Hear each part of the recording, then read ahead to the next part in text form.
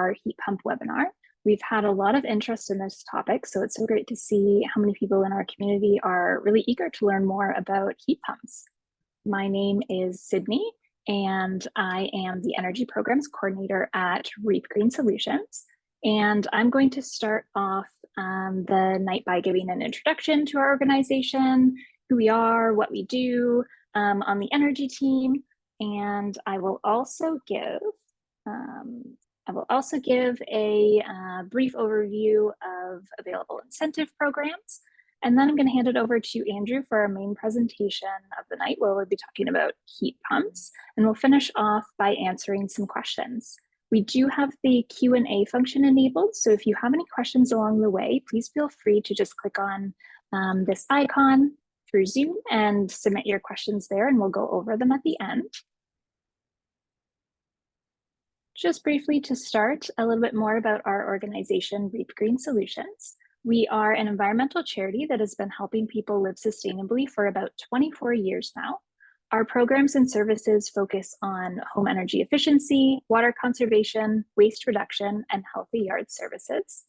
Our energy programs in particular are offered throughout Waterloo Region and surrounding area, including Guelph, Wellington County, Brantford, and beyond. I work on the energy team at Reep, and my role involves matching up homeowners with an energy advisor to help them learn more about the energy efficiency of their home, as well as available incentive programs and the process involved in applying for rebates and loans. The first step to many rebate and loan programs is to have a home energy evaluation. And during an energy evaluation, a registered energy advisor will come to your home and assess it from attic to basement, looking at all of the energy related features, including things like insulation levels, windows and doors, heating and cooling systems. And they'll also perform an air tightness test to identify areas of air leakage. If you are interested in installing a heat pump in your own home, an energy evaluation can be a good place to start, since, as I mentioned, they do take a look at your current space heating and cooling systems and make recommendations for what you may consider to replace in the future. It can be great to have an energy evaluation before you start a renovation project to learn more about different types of upgrades that can help to save energy, and also to learn more about those incentive programs that may already be available for the work that you're planning on completing. We also see a lot of homeowners who have recently purchased their home look for an energy evaluation to learn more about their house, get some guidance on what kind of upgrades might be good priorities for them to start with. With each energy evaluation, you also get an EnerGuide rating for your home, which shows your home's rated energy consumption. There's an example of that just in the bottom left of the screen here. A breakdown of where your home's energy consumption comes from and how it compares to other houses. At this time, the main rebate program available is called Home Efficiency Rebate Plus, which is co-delivered by Enbridge Gas and the Canada Greener Homes Grant for homeowners in Ontario. Homeowners who use Enbridge Gas for space heating are eligible for up to $10,600 towards the upgrades that they do. And if you're not an Enbridge Gas customer, you can still get up to $5,600 in rebates through the federal government for your primary residence. If the home that you're doing renovations on is your primary residence, you may also be eligible for a zero interest loan through the Canada Greener Homes Loan Program. These loans range from $5,000 to $40,000 for all of the same upgrade types that are eligible through the rebate program. And I'll quickly go over those upgrades that are eligible for the rebate program and the loan program in just a moment. If you are interested in participating in the rebate program or the loan program, the basic steps are outlined here. So first, you would need to schedule an initial home energy evaluation. And this is the process I described before, where the energy advisor comes to your home to assess it and then prepares a report for you with some recommendations. It's very important that you have this evaluation before you start any of your renovations to be eligible for the rebate program or the loan program. Next, you can review your report, which will outline the recommendations the energy advisor has made for your home and the associated rebates that are available for the different types of upgrades. To participate in the rebate program, you would need to complete at least one eligible upgrade. And then once you're finished all of your upgrades, your energy advisor would return for a follow-up assessment where they take a look at the upgrades that you've completed to verify the eligibility for the rebate program. And they'd ask to see any receipts and invoices associated with those upgrades, and we'd submit your application to the rebate program on your behalf. If you've applied for the loan, you'd receive your loan funding at this point in the process as well. And then once your rebate has been approved, you would receive it in the form of a check by mail, which would include a $600 rebate towards your assessment costs, as well as up to $10,000 for the upgrades you've completed. So I'll very briefly give an overview of the types of upgrades that are eligible for rebates. First, for our topic of conversation tonight, heat pumps, you can get a rebate of up to $6,500 for installing an eligible heat pump system, whether it be ground source system or an air source heat pump system. And there are also rebates available for heat pumps for water heating.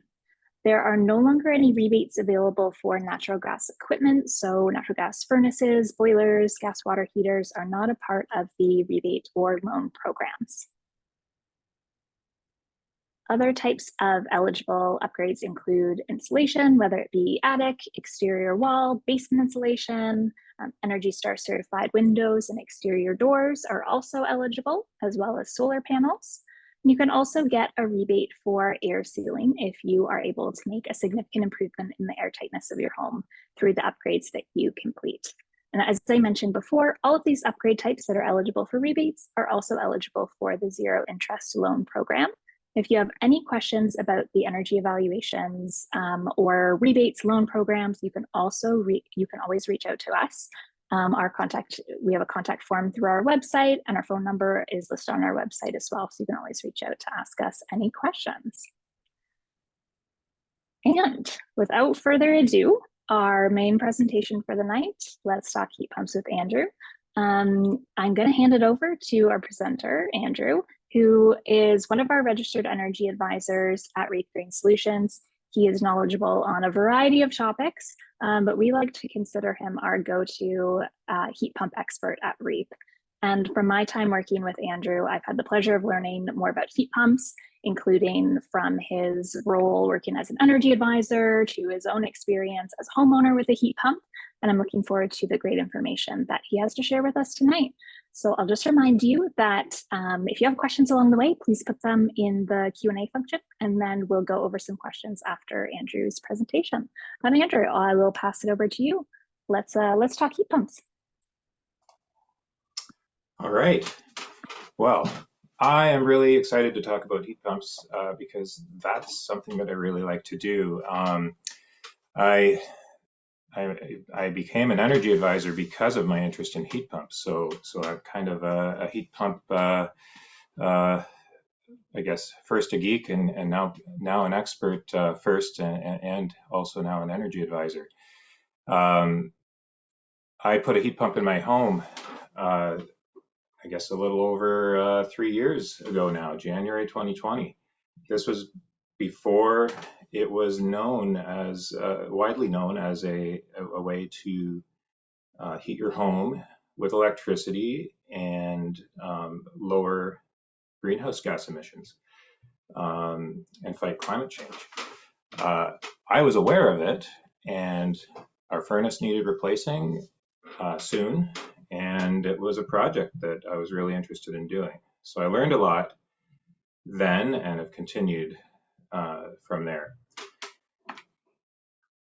First thing I want to say unequivocally is that heat pumps, both air source and ground source, also known as geothermal, are a viable technology for heating buildings.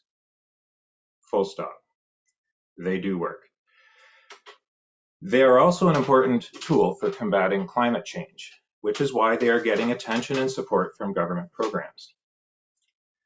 As a quick review, burning natural gas, which is methane, results in CO2 emissions, which is a greenhouse gas, which is climate pollution. By burning that fuel, we're part of a system that removes carbon from the ground, pipes it to our house, then we burn it and send the carbon into the atmosphere is carbon dioxide, and that is carbon that has not been in the atmosphere for a very, very long time, essentially never, and it is changing the climate.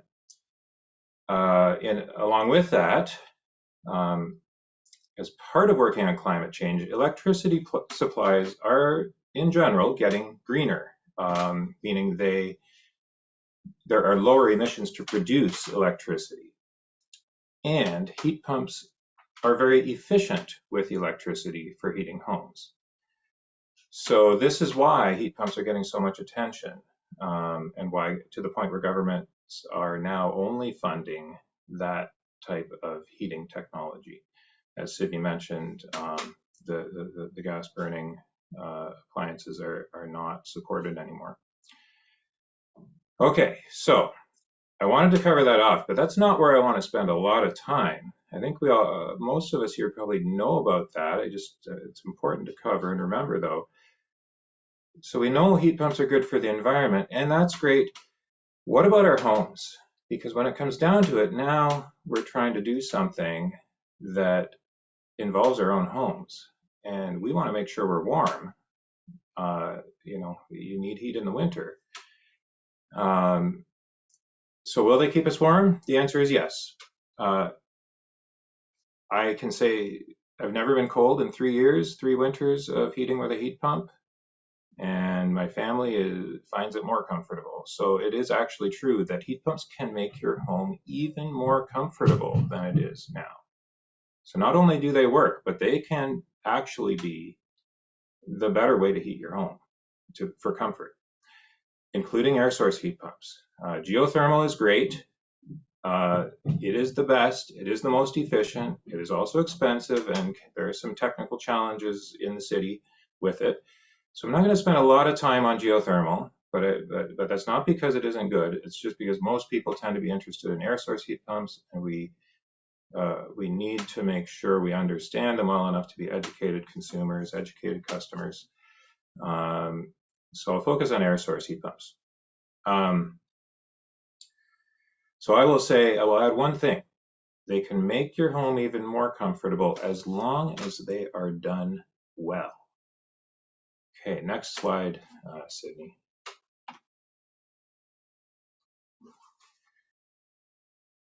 Okay, so we want a heat pump done well. What does that mean? I have a goal statement and some objectives that try to describe that. The goal is to have a right-sized heat pump that does most or all of the seasonal heating and makes the house more comfortable. That's what we want. So the objectives in order to achieve that goal are, first and foremost, the proper size heat pump for the specific house. And I'll say more about that. That's the key. Second, we want efficient operation. We want to make sure that the way it's installed achieves the efficiency that the manufacturer of the heat pump intends. It's kind of unique when we have heat pumps that we want to put into operation because they don't stand alone. They get integrated into our houses. So it's not just that the manufacturer doesn't have full control over this. They rely on the contractor to install them and make them work properly. And the heat pump doesn't stand alone. It's going into a house, and then that whole house and heating system is one big system. So yeah, achieving efficiency means you need to know what you're doing. And fortunately, I think contractors do generally know what they're doing. So we don't have to worry too much about that. But we want to. What approach are we taking? One thing is limited use of backup heat. So we want to make sure we're sizing our heat pump big enough that it does most of our heating, maybe allows for a little bit of backup heating, but we don't want to go too big. We also don't want to go too small and use too much backup heat. Next, good heat distribution to all the rooms in the house. It does happen in homes that there's a room that's kind of farther away from the central part of the house. Maybe it's a room up above the garage on the second floor that has lots of cold walls and a cold floor and needs a lot of heat, but you don't get enough heat distributed there, so that room always tends to run a little bit cool. How can we deal with that? I'll say continuous operation is a key word there that helps to keep those rooms warmer, and right sizing the heat pump is important for that. Lastly, effective air conditioning. We need to remember that our heat pump is now also our air conditioner. You don't keep your old air conditioner, it's gone. The heat pump is an air conditioner. Same technology, same stuff, just a little bit. Obviously, it goes into heating mode, and then there are some other smaller differences. But when a heat pump is in air conditioning mode, it's the same thing. We got to make sure we're thinking about that as well when we're sizing it. Okay, next slide. First, before I go too technical, I'm going to cover off just what's the strategy. I mean, Sydney did a good outline of how to go about doing an energy evaluation. Zooming in a little on the heat pump process, we do our energy evaluation, the initial one. And that's important because, one, that is required to get the rebates for the heat pump. You got to do the initial evaluation first, then install the heat pump. And it gives you information about the house. You want to look at the house as a whole system. You might realize what we're really looking for here is big energy savings for modest spending. The low-hanging fruit, you might say, but just for reference, speaking very generally, sometimes we think, maybe we need some new windows, and that might be true, and it might also end up being kind of an expensive project that has only a little bit of energy savings. You might instead realize that, oh, I could put in some attic insulation, and that, helps a little, and it's pretty inexpensive.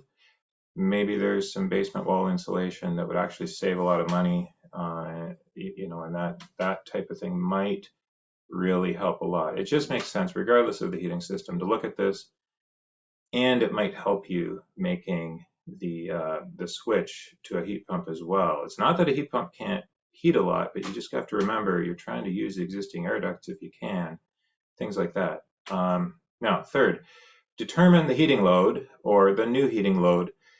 So if we make our house more efficient, it stands to reason that it's going to be losing less heat, and so our heating system can be smaller. And if we can achieve that, great. But now we've got to know where we're at so that we can right size the heat pump.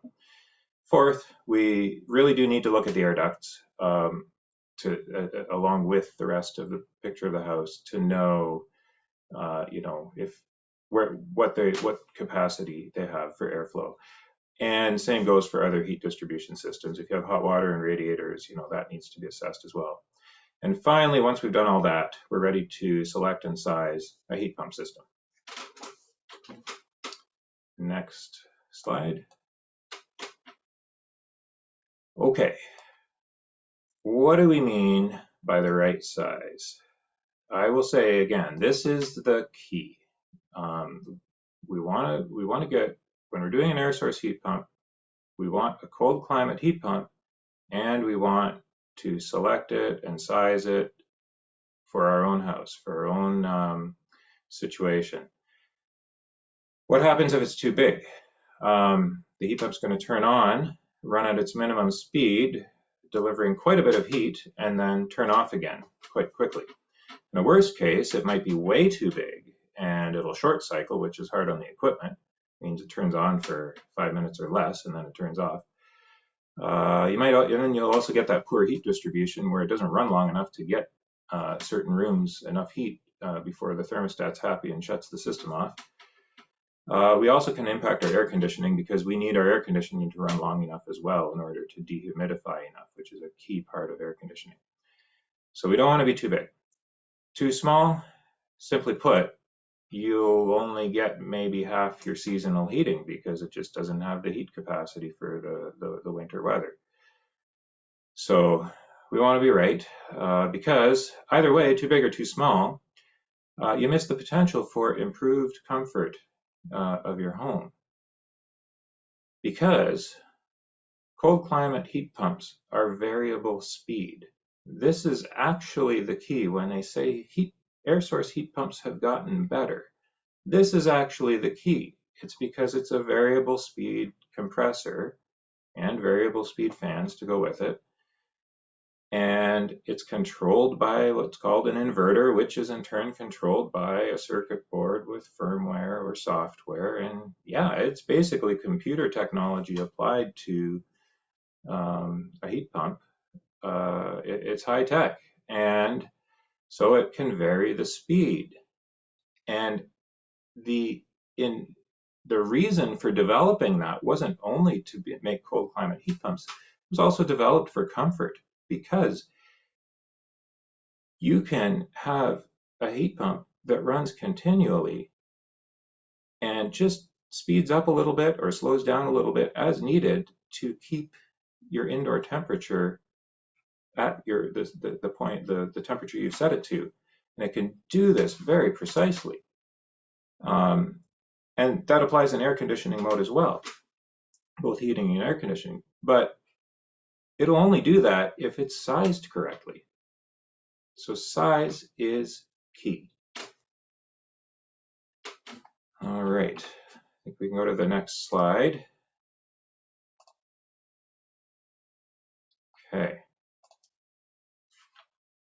Okay, so yes, there's a graph.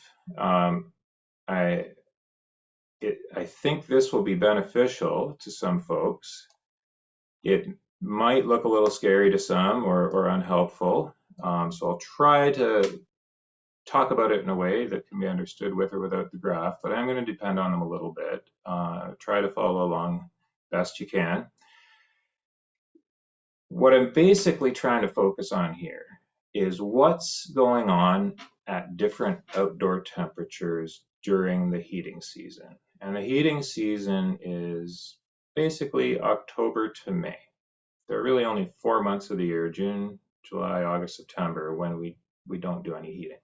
So we're interested in October to May. And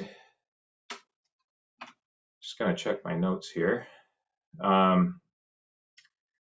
Okay, first thing we want to go over here is there's this term called design temperature. That's almost the coldest temperature that we get in a given location. Here in Waterloo region, we design for a cold temperature of -19 degrees Celsius.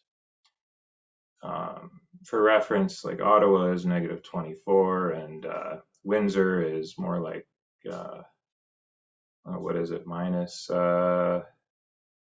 15 or something like that, 16. Timmins is -34, and that's a whole different ballgame there for thinking about heat pumps. So we won't worry about that, but you can kind of get a sense. It's not too different across southern Ontario, even up to Ottawa. In Waterloo region, we're looking at -19. So when we look at this graph, we can see the green bars show occurrences of hourly temperature data points throughout the heating seasons. This is 10 years of recent data at the Waterloo Region International Airport Station. We can see, if you look at the third obvious one from the left, or fourth from the left category, is -20 Celsius to 15 Celsius. There's a bit of temperature occurrence there, the green bar, right? About 2.5% of the heating season. Below that, almost nothing. So that's why we're landing at around -19. The other thing to look at is the highest bars. So looking at the green bars, -5 Celsius to 0 is a little under 25% of the time spent there. And 0 to +5 is a little over 25% of the time. So -5 to +5 is 50% of the heating season. And you know, we need to remember, it's not just January and February we're thinking about here. It's those long days in November and early December when kids are just waiting for it to finally snow and things like that, right? We're heating a lot, but it's not the coldest. But it really adds up over time. So I guess the point is, about heat pumps, we want to make sure we're focusing on that type of range of -5 to +5, not only the -19. Clearly, we have to cover heating down to -19 and even a little below. We want to be have a little extra there, and that can be done with backup heat, or we could call it auxiliary heat. And it's okay to use some backup heat because it's not going to add up to much as long as we don't use too much of it. Okay, the graph also shows what happens when we consider the heating needs. So of course, as it gets colder outside, as it gets down toward that -19 degrees Celsius temperature, our house is losing more heat and needs more heat input from our heating system. So the yellow bars, or yellow-orange colored bars, take this into account. And you can see that clearly it is adding some proportion of the heating, but it's not radically changing the graph. We still want to have a focus on where we do most of our heating. I would say now we're interested particularly in down to -10 Celsius. From -10 to +5 becomes our core most important heating range, and that's about 2/3 of the heating season. A heat pump, an air source heat pump, a cold climate air source heat pump can do that, no problem, right? They do that, absolutely.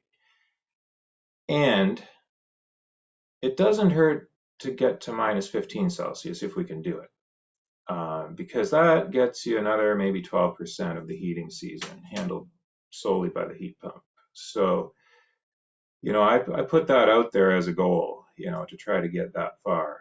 And if we can get all the way to the design temperature, -19, with the heat pump, okay, that's fine, as long as it doesn't impact the heating and comfort in the core temperature range. Because although they're variable speed, they do have a minimum, right? They can only slow down so much. Typically, about 25% of capacity is as low as it goes. You might find some that go as low as 15%, but that's rare. You're usually somewhere in the 25 to 50%, or maybe 25 to 35 is what you can find. So if you size larger, now you're kind of losing that core. So I'm staying on this graph and again drawing your attention to those highest bars, right? This is percentage of the heating season at those temperatures. And obviously we want to pay attention to those, right? Okay, that covers that graph. I hope that's helpful. Sydney, you can advance to the next one now. All right, this one's getting a little busier. I acknowledge that. This one might be a little bit more of a stretch, but there's some things that I hope are fairly, quickly clear. And among those would be, you see the 50% right in the middle there. That's the -10 Celsius to +5, that temperature range, okay? And then you see the 67%, about 2/3 from the +5 to the -15. And actually above +5, obviously the heat pump can handle that no problem as well. So if you include -15 Celsius and up, you've got 90% of the heating season covered by your heat pump if you can heat solely with the heat pump to -15. Okay, so what else is going on this graph? The line that slopes up and to the left, it's a black line, that represents the heat being lost from the house at different temperatures. This happens to be my house. So we don't really need to start heating until about +16 Celsius if we have an insulated house, kind of a code-built house in the last 20, 30 years. That's because there's sun shining on the house, there's people living in it. We have body heat, we cook, we do activities, we have electronics. Those all contribute to the heating as well, and it'll coast through the night at those temperatures. And this is an average too, in a way. So you might at +17 on a at nighttime when nobody's there, the heating system might come on, but it's not too important. But we do start there, and then, of course, as it gets colder, the amount of heating needed increases because more heat is being lost from the house. You have colder air on the outside of the wall, heat's gonna migrate through the wall and out at a faster rate, and so we need to be putting more heat into the house. We need to add heat at a faster rate. So you can see a vertical line there at -19. The note there says Waterloo region design temperature. You can see the black line sloping up and to the left, and it crosses there, and then I'm ending up at about 26,000 BTUs per hour. You can also see a dark green line that starts high on the right and goes fairly level for a bit to about 0 Celsius, no plus, yeah, about 0 Celsius, and then slopes down and to the left. So it is true that even a variable speed heat pump at a certain point does not get as much heat out of the outside air and move it into the building as well. There is still heat there. You know, absolute zero is -273 degrees Celsius. Anything above that, there's heat there. There just are some technical limitations to the heat pump and the refrigerant used. It collects it as a vapor, a cold vapor, and then it gets compressed to a hot vapor and then releases the heat into the indoor unit, the indoor component of the heat pump system. So that involves a little bit of, I guess, physics and chemistry and things like that. And you have a lift of temperature to achieve, and you hit some limitations. But the point, though, is that it's crossing the line of the house heat loss at about -14 degrees Celsius. And believe it or not, I determined this when I was getting my own heat pump installed and picking a heat pump. I analyzed natural gas data, and I also stayed up late at night when it was -20 one night and timed the furnace on and off time, and I knew the heat output of the furnace, and I knew it was running less than half the time. I had an 80,000 BTU furnace, but my design load is only 26,000. So I was input, it was a mid efficiency, so more like around 65,000 input. Well, it's more than double the size that was needed, right? And that's typical. Our furnaces are often oversized. So here, yes, the heat pump is not able to do all the heating by itself, but it gets to -14. That crossover point, that's where the heat pump starts to need help at lower temperatures. Okay, the other thing to point out here, there's a horizontal, little bit sloped line toward the bottom right that crosses the black line, the house heat loss line, at about +6, and then stays below it. This heat pump's a little quirky because for some reason they programmed it to increase its minimum as it gets colder, but it does stay below the house heat loss line. If we're cooking, sometimes the heating need is less and it shuts off, but for the most part, it can run slow enough to run continuously because the minimum is low enough.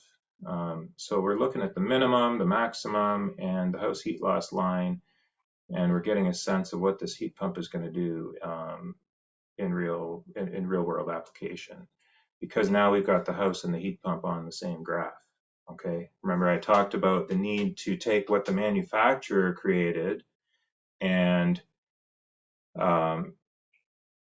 pair it with the house as a whole system. So this type of graph, if you see a contractor pull out this kind of a graph, that's a very good thing, right? You want this type of analysis being done. Okay, I think that's what I want to cover there. Let's look at the next graph. So I talked about modulation, or continuous operation, I guess is what I said. And there's another word called modulation. That's what I talked about as the heat pump running continuously and just increasing and decreasing its speed as as the demand for heat changes a little bit. So normally a furnace with a standard furnace and a standard thermostat, if you set the temperature to 21 Celsius, for example, it might get down to about 20.5.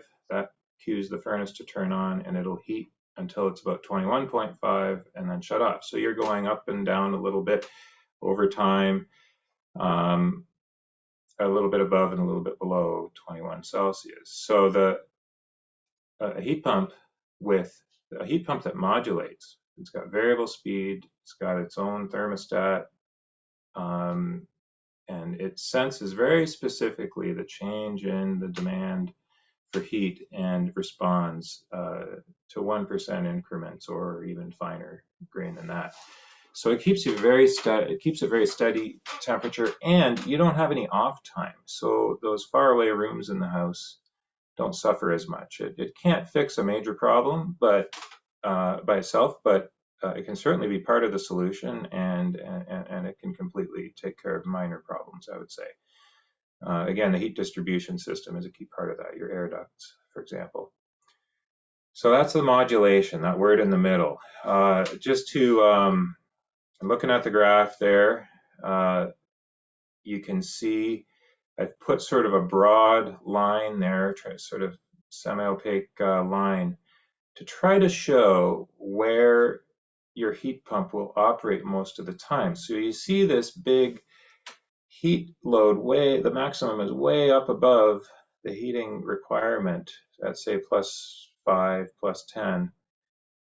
But it's actually going to run at its minimum speed. So, above maybe +7 on this graph, it's going to go on and run at minimum speed and then shut off, and then on and then off, just like a furnace does. Once it gets into the range where the heating demand is above the minimum, it modulates. So this shows from about +7 all the way down to -14. So you got a 21 degrees Celsius range where we're modulating, and that's beautiful. That's exactly what you want.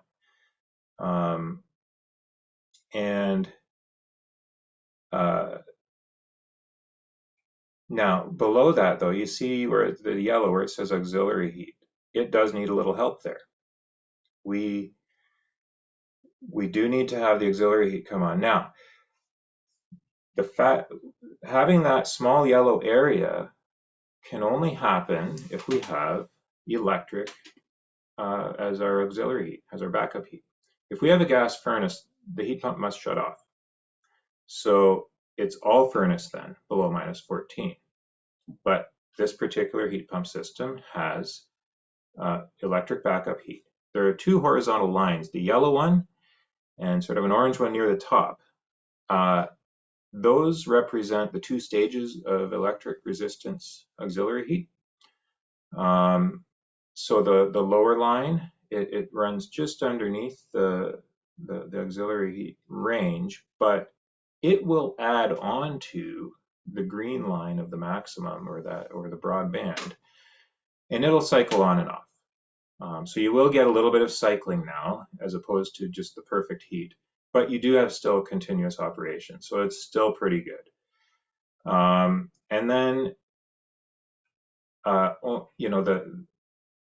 in this case, the second stage, the full 10 kilowatts of backup resistance heat, can cover the entire heating load without the heat pump, but it can also come on along with the heat pump if for some reason it gets extremely cold, and the heat pump can still run. It can come on all combined as well.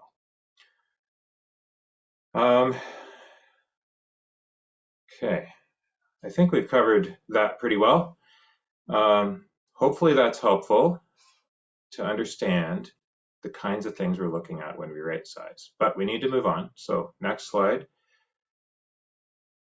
Okay, it's worth talking about air ducts a little bit. We need adequate air ducts for a given model and size of heat pump. This is a reason why we don't want to oversize, right? So if we size properly, we're more likely to be able to use the existing air ducts. If you size too big and the air ducts are not modified, you'll have noisy air ducts and a lot of electricity used by the fan. Now, this is talking a central ducted unit. There are other types of heat pumps too that have multiple indoor units and they have their own fans. That's different.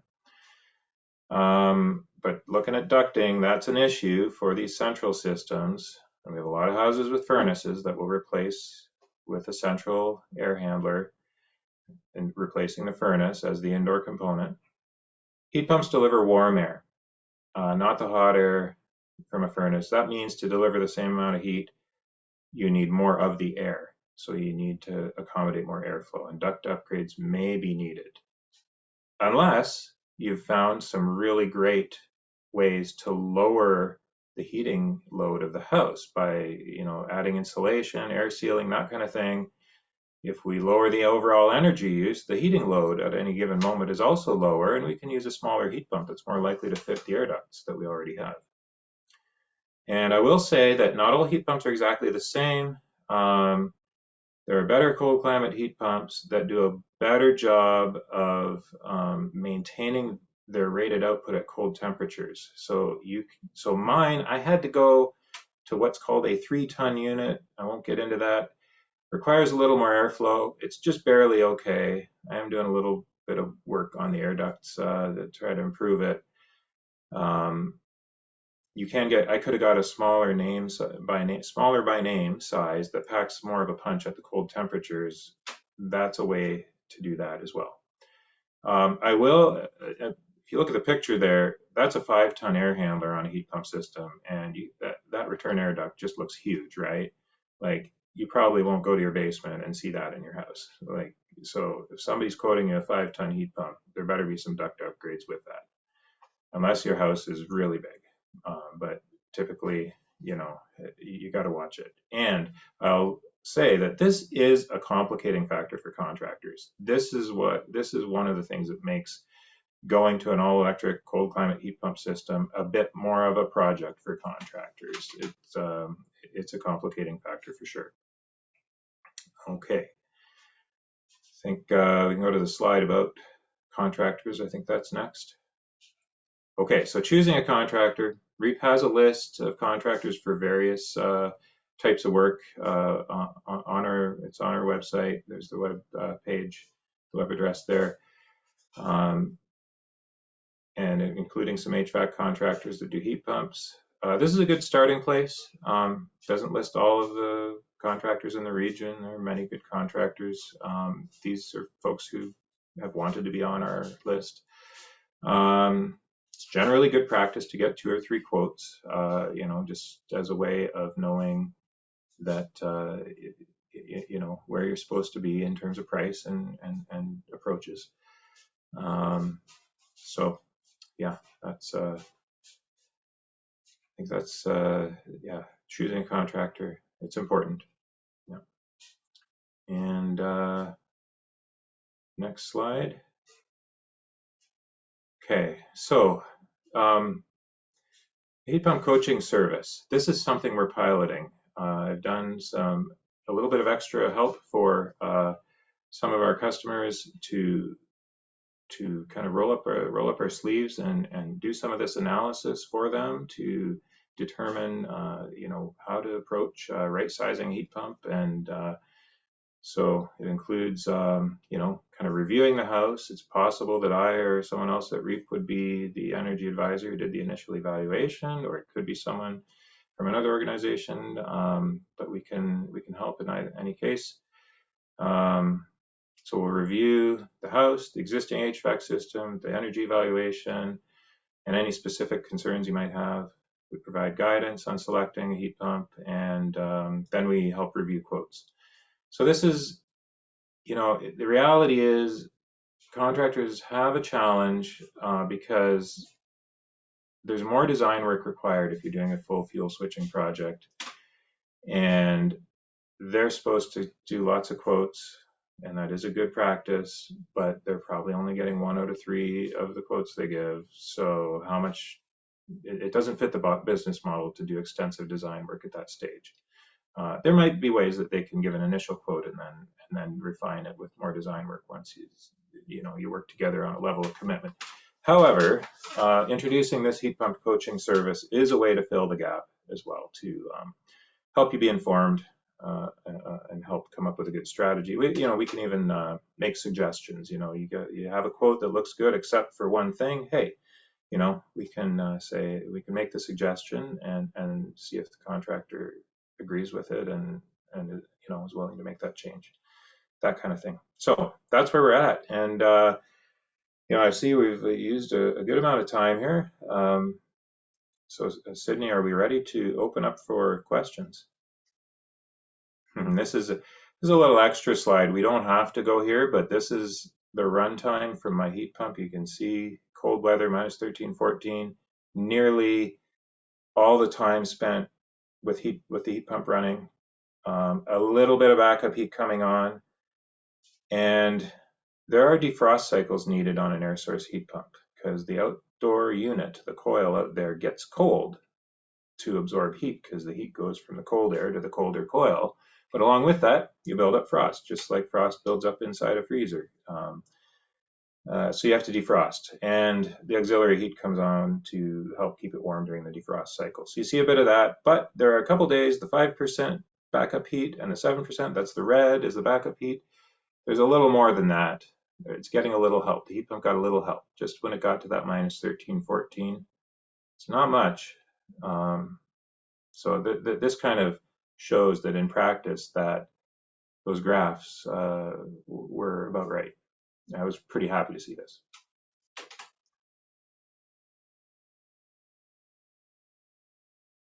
Yeah, that's just some pictures of some of the components. There's an air handler on the right. Inside the air handler is a coil. It's a pipe and fins. On the left is the outdoor unit looking down in. It's a network of pipes with fins, all about exchanging heat. And the backup heat is not a major component. That's it on the bottom there. It's just a coil, and that little coil of wire can produce as much heat as 4 burners on a electric cooktop plus the oven preheating all at the same time, all on maximum. It's a lot of heat from a little thing. I think that's probably all we need to show, Sydney. I don't know if I got another slide, but if I do, it's I don't think it's needed. No, that's everything. And I think this this slide does as well too, because we had a lot of questions around coming around backup heat. So I think that is this is good to kind of highlight questions about what do you use for backup heat, kind of what does that look like? Does that take up extra room in your basement? Right. Was a big question. And then also a lot of questions around, do I need to keep a gas furnace? Is it a good idea to keep a gas furnace if Right. we're losing power? Lots of questions around backup heat and how to decide what's best for you. And it is always case by case too, right? Like, I'm speaking very generally, and I'm trying to illustrate that you don't need a furnace. Cold climate heat pumps do work without a furnace just fine. You can have a furnace though. Like it's not a wrong way to heat a building. There are systems that work fine that way too. It can be a way to get around upsizing the air ducts if you just keep the heat pump small and then put in a furnace to make sure you cover the heating. Okay, that does the job, but it doesn't make as much use of the heat pump as we might want to. And I will say at that minus 15 degrees Celsius point, the heat pumps are still around 200% efficient. Two units of heat moved in per 1 unit of energy used by the heat pump. So yeah, we don't need to be afraid of using the heat pump at those temperatures. Also, some questions, Andrew, about the price range for heat pumps and what homeowners can expect in terms of a price range for installing a heat pump system. Yeah, for sure. I mean, it can vary quite widely, and it has gone up a little bit just because of pandemic supply chain realities and all that, and there has just been some general inflation, right? I'd say, if you're looking at a small economical heat pump system for like a townhome that has pretty low heating demand, that might be around $12,000. But if you are looking at a larger, more premium brand, you're probably looking at $20,000 and maybe more if you need ductwork upgrades as well, right? So maybe 12 to 24,000 as a broad range for a central system. If you do what's called a multi-split system, where you have multiple indoor units, each additional indoor unit adds cost, so it can go well above 25,000 if you're pursuing that. Again, but there is some variation though, so don't be too scared from that either. And there are some systems that can combine, and it's been rare but becoming a little more common. You can combine an air handler to replace your furnace with a couple of other units for, say, like an attic or a second floor level, if as a way to get around the air duct upgrades. So there's a few different approaches and clever solutions that are becoming available. All of this, of course, requires a little more design work and so on. So how do you do that? But you know, there are options out there. On the reason why the price might sound higher than a furnace and air conditioner is because when you go cold climate heat pump, you're kicked up into the more of a premium product category, and that's why there are rebates. It's basically covering that gap, right? If you can get $6,500 for a cold climate heat pump, that should cover the gap at least, and it allows you to make the switch at a normal price point, I guess. A couple questions from homeowners who currently have radiators and wondering where, if they can have a heat pump, how that works, where do they start? Right. So, yeah, this is an interesting area because presently the Greener Homes or the Home Efficiency Rebate Plus program does not cover air to water heat pumps, although they do exist. That meaning it's an air source heat pump with that physical outdoor unit that looks just like an air conditioner outside, but then instead of putting it into air and through air ducts inside, it puts it into water that can be used to heat, with radiators or in-floor heating. The challenge there, in addition to the lack of rebates, there's a technical challenge where usually radiators are designed for very hot water. Maybe, I'm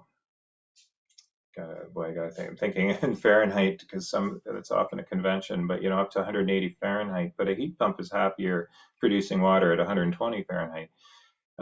So you need to change out radiators probably to do it right, and that adds to cost. Then the other way around that is to say, well, either we just eliminate that system altogether, or we put a small electric boiler on it as a backup system, and then we go to that multi-split approach, where you have multiple indoor heads, and you can use small localized ducting networks, right? If you put something upstairs with air ducts to 3 bedrooms or something, and then a couple of units on the main floor and one in the basement or something like that. That carries its own cost as well, but it is another technical way to go.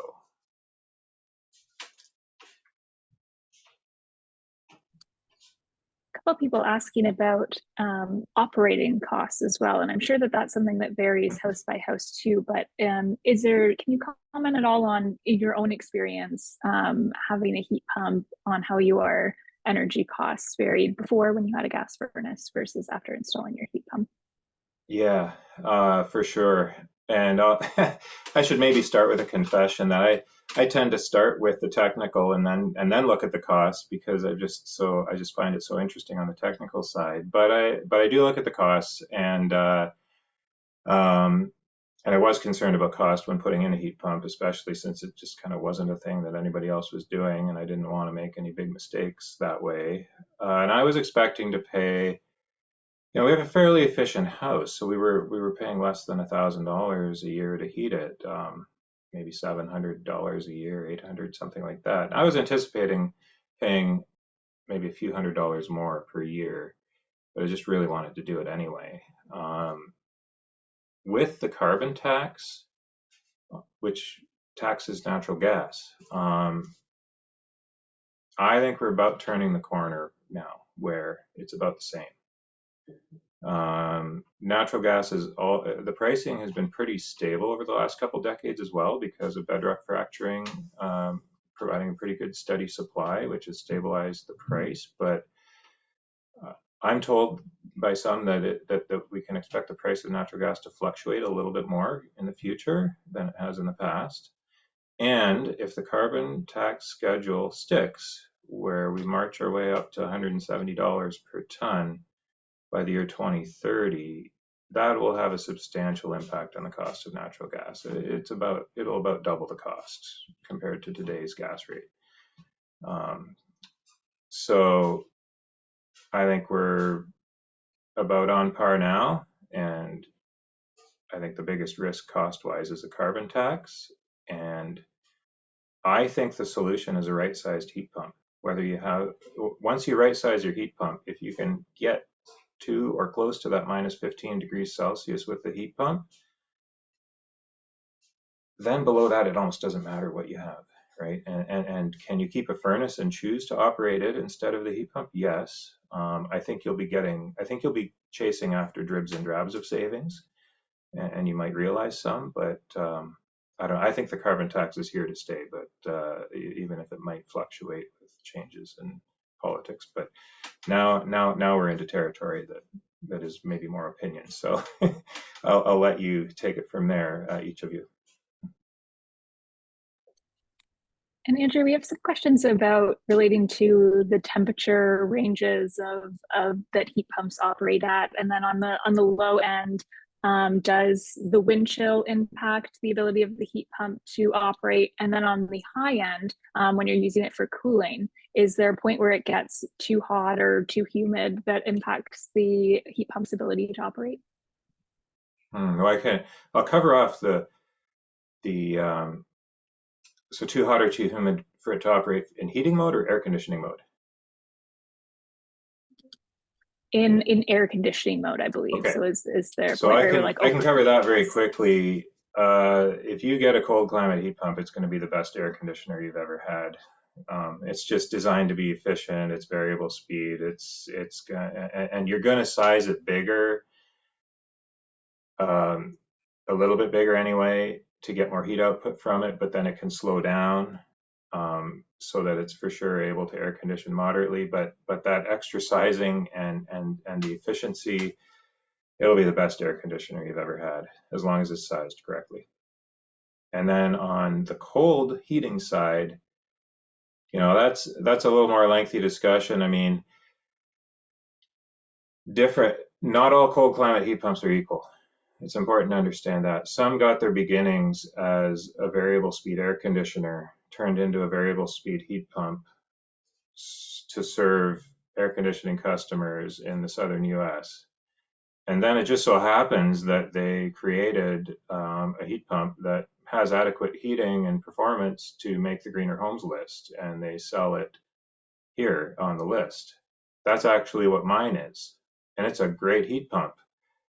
But you saw that tailing off, that downward slope that persists in the heat output, and I had to go to a little bit larger sizing in order to make it get the objectives I wanted, and it all works pretty well. And it's rated to keep operating down to minus 23 Celsius, but I've had it operating at minus 28. A little bit of issues with defrost when it gets really cold, a bit of ice buildup, but that's in the programming. They're being helpful and working with me on it. Other heat pumps, you've got companies that came in saying we're building a cold climate heat pump, and they really, for Waterloo region, they're more than enough, right? They really maintain their heat output. And the neat thing about that is sizing gets talked about in tonnage. 1 ton is 12,000 BTUs per hour. It's just a simple term to use. So my heat pump is a 3 ton. Now there are 2 ton heat pumps that are available that will have more heat output at design temperature than mine does. And because they're sort of a smaller heat pump by name, they don't need as much airflow either. So it's a win-win. I was just getting what was available at the time. It's definitely dynamic. I think you're going to see more and more heat pumps coming out. I think what you want to do is you'll get quotes from contractors, but remember, there's the manufacturer in the background. Go to the manufacturer website, look up the heat pump online that the contractor's quoting, and look at the marketing materials that they put with it. What do they say about it? If they talk about it as a cold climate heat pump that's great and really extreme cold and things like that, heats to minus 30 Celsius and that kind of thing, you know that the manufacturer designed that with that in mind up front. And the marketing people are definitely talking to the engineers that developed it, right? It's real. It's you can rely on that as a check for what the contractor's quoting. And last thing I'll say is, to Timmins with a design temperature of minus 34 degrees Celsius, I will say that's about the point where you're sunk. Air source heat pump won't do much there. Shut it off and run something else. But in Waterloo region, it's different. You know, a heat pump will do it. Thanks, Andrew. We are a few minutes after 8. I know that there are a lot of questions that we didn't get to. We are going to do a follow-up email and we're going to take a pass at some of those questions. I've saved all of the questions that were sent through. So we will do a follow-up email where we answer some more questions. We'll have a recording, and a lot of people were asking about the heat pump coach service. So we'll make sure that we include more information on that.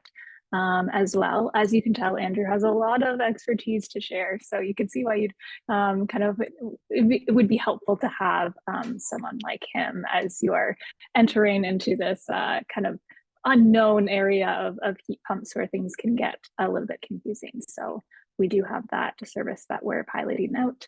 And anything else you want to share, Andrew, before we let everyone go? I think, well, just mostly that it's been my pleasure to be able to, to have an audience of people interested. I can wear out the interest of family and friends. So thanks for being staying with me, and I love helping folks figure out heat pump solutions. I guess I think the thing to remember is that heat pumps. Air source heat pumps work. They will keep you warm. Just gotta make sure it's done well, and it doesn't need to be perfect, but done well. And they're great. So, yeah. Well, thank you to everyone. Thank you, Andrew. Thank you to everyone who joined us tonight. I'm just going to leave this final slide up, which has our website on the bottom. So if you go to reepgreen.ca/energy evaluation, you'll be able to find out more information about our energy evaluation services. We also have a Home Energy 101 page on our website, which has some more information about heat pumps, some links to some past videos, to some more resources, both through Reep and kind of external resources for heat pumps. And you'll also be able to find the contractor list that Andrew mentioned as well on our website. So I'll leave that up for a moment. But as I mentioned, we'll send a follow-up email as well with more information, try to get to more of your questions, because I know so many great questions came in that we didn't make it to. So I'm sorry that we didn't make it to those. But yes, one final thank you to everyone for attending tonight. And we are, I believe, going to be doing another heat pump session. So if you want another chance to listen to Andrew talk about heat pumps, I believe we're going to have another session next month. Or if you know someone who might be interested in attending this session or can make it tonight, you can let them know to keep an eye about that. And you can always stay tuned to what kind of events we have going on by joining our mailing list. So thank you, everyone. I hope you have a great evening.